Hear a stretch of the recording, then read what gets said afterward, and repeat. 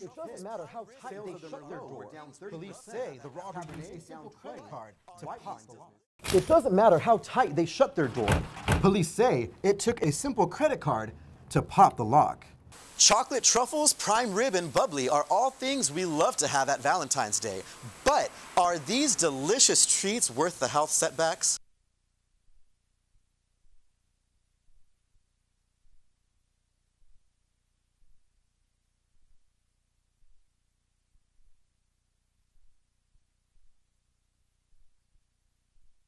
Only in Southern California can you soak up the sun at the beach, hit the ski slopes, and go off-roading in the desert all in the same day. The 19-year-old man was treated for a broken leg at St. Jude Medical Center in Fullerton after being shot last Tuesday night in what may have been a gang-related shooting. The downtown winery has taken a huge hit. Sales of their Merlot were down 30%, Cabernet down 20%, white wine business almost non-existent.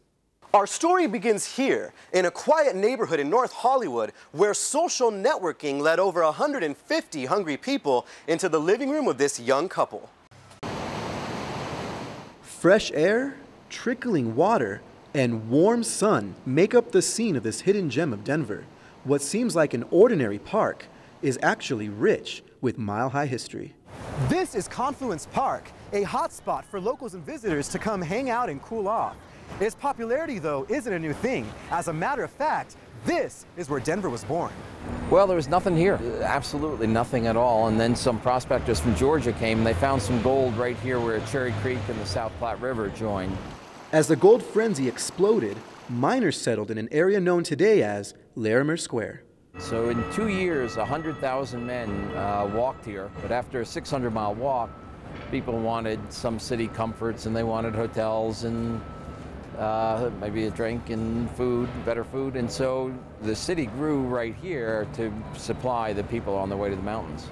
Larimer Square, or St. Charles as it was called in the mid-1800s, was home to Denver's first bank, bookstore, post office, and theater. Larimer Street became the biggest street in the city at that time.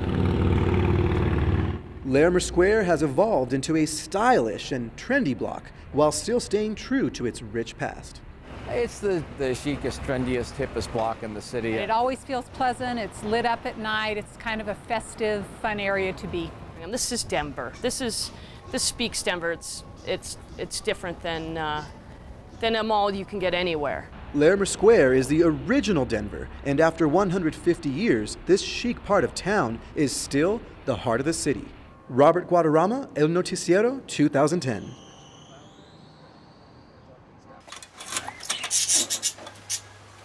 The United States Census only happens once every 10 years, and if you haven't filled out your form yet, you have until April 1st before census takers begin making house calls. In order for the most accurate data, this year the census is reaching out to a commonly ignored community.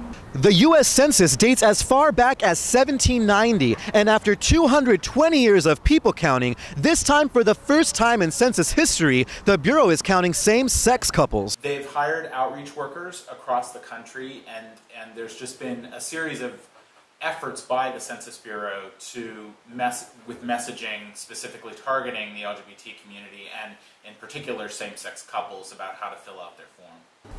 In the shadow of Prop 8 and with Don't Ask, Don't Tell being questioned, the gay community has been the center of much controversy. However, surprisingly, this change by the Census Bureau is being widely supported. It's great, actually. It's nice. It's the one federal recognition we're getting, so it's a good thing. Well, I think that everybody should be counted because I work in healthcare, and I think when it comes to resources and money, I mean, you want to be able to, I think, support different communities and what their own issues are, whether it's healthcare and so I think it's good that everybody gets counted. Research that I've done using same-sex couples was used on both sides of the Prop 8 trials, if you listen to those. So I think everybody understands that there's a value to having these data, and sometimes the data help, one side or the other. So, how do same-sex couples identify themselves on the census form? So person one fills out information about him or herself, and then they ask how everyone else in the household is related to you. So if you're, say, person two, then if you choose the options spouse, husband, wife, or unmarried partner, you'll be counted as a same-sex couple. Reporting in West Hollywood, this is Robert Guaderrama, OC News. It looks like a California startup company is launching a new iPhone application called Tiger Text. This allows people to erase text messages after they have been sent out. After downloading the free app, the texts are hosted on the company's servers and can be erased whenever the sender wishes. Jeffrey Evans, founder of the company behind Tiger Text, says tigers are notoriously difficult animals to track, which is where the name derived from. And ironically, the name has nothing to do with Tiger Woods. A runaway Prius accelerated over 90 miles per hour Monday before Highway Patrol was able to help slow it down. James Sykes was traveling on Interstate 8 in San Diego when his 2008 Toyota Prius failed to slow down after applying the brakes. Police officer Jesse Odovich was able to direct the frantic driver to a complete stop using a loudspeaker as he drove next to the Prius. Toyota has sent a field specialist to investigate the incident.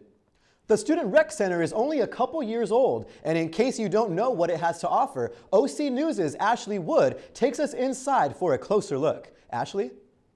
The Season 6 winner of NBC's Last Comic Standing performed a free show at Cal State Fullerton yesterday, and OC News' Mary Hassett was there for all the laughs.